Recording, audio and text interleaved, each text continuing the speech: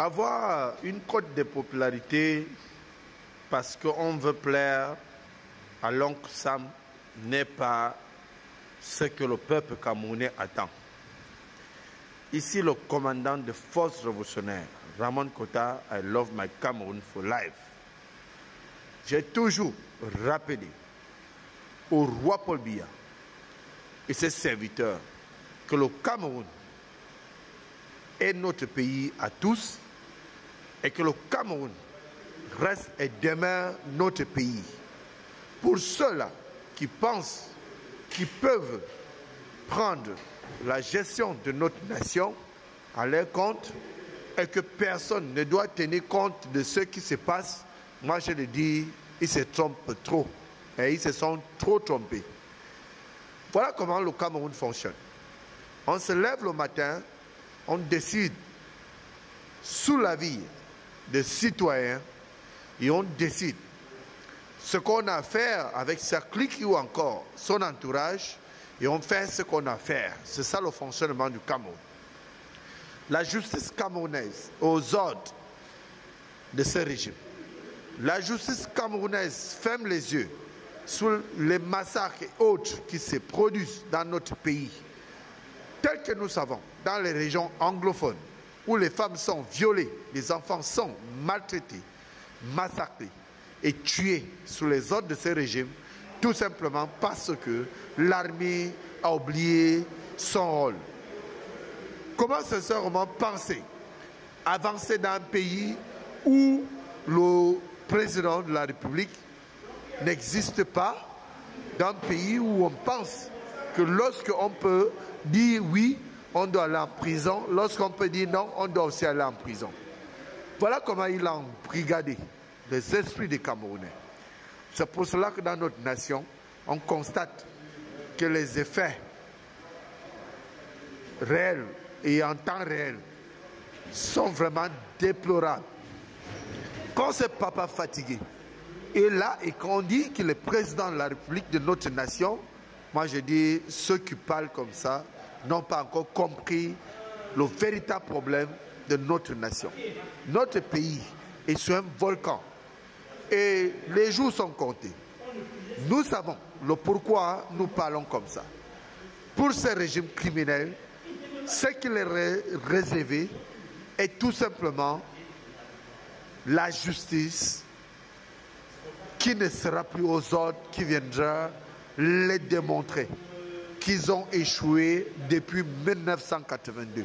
Après la prise du pouvoir de ce monsieur fatigué, c'est papa Niver, qui n'a plus toutes ses facultés, il n'a que faire reculer le Cameroun. Et certains Camerounais continuent à parler sous commentaire. Donc d'autres ont même peur de parler sur les réseaux sociaux parce que de peur de se faire choper ou encore se faire assassiner. Si on a eu à assassiner en complicité de ces Occidentaux, non nationalistes et non nationaux, ceux-là qui ont combattu pour notre libération et pour la liberté d'expression, pour nos libertés fondamentaux, et qu'on les a assassinés et que certains pensent qu'ils peuvent venir faire la morale aux autres sur les réseaux sociaux, moi je les rappelle tout simplement qu'un Cameroun nouveau est possible sans le roi Paul Biya, alias Hitler et ses serviteurs. Je répète, peuple camerounais, 2025 c'est maintenant.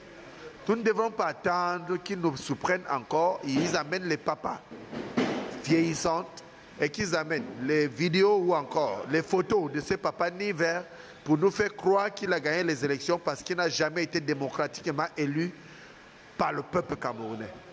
Chers compatriotes, chers internautes, nous devons prendre nos responsabilités pour prendre ce qui nous revient de droit pour que notre nation puisse se libérer, pour que le peuple camerounais puisse voir clair pour la reconstruction d'un Cameroun nouveau sans le roi Paul Biya, alias Hitler et ses serviteurs. Regardez vous-même ce papa sous la photo, en fond d'écran, qui est fatigué, qui sait que ça ne va pas, qui sait qu'il n'a plus rien à prouver dans notre nation. et que certains pensent qu'après lui, le Cameroun ne va plus exister. Je les rappelle qu'après nous, le Cameroun va demeurer. Et le Cameroun demeure notre patrie, notre nation. Et nous devons régler nos problèmes entre Camerounais. Et non avec les Occidentaux. Parce que ce sont ces mêmes Occidentaux qui ont décidé d'accompagner ces papas fatigués à massacrer le peuple camerounais tout simplement parce qu'ils veulent préserver le pouvoir et que les Occidentaux veulent continuer à piller le Cameroun pour qu'enfin nos enfants ne puissent rien avoir. C'est ce qui nous revient de droit. N'oublions pas l'article 37. Nous récupérons ce qui nous revient de droit à travers des médias comme à travers des réseaux sociaux en communiquant avec nos compatriotes et nos frères qui sont conscients, qui savent que nous devons nous battre pour la nouvelle génération et pour des futures générations. Nous allons réclamer la libération de tous les détenus politiques sans délai ni condition et le départ de ce régime criminel sans délai ni condition. Nous vous remercions.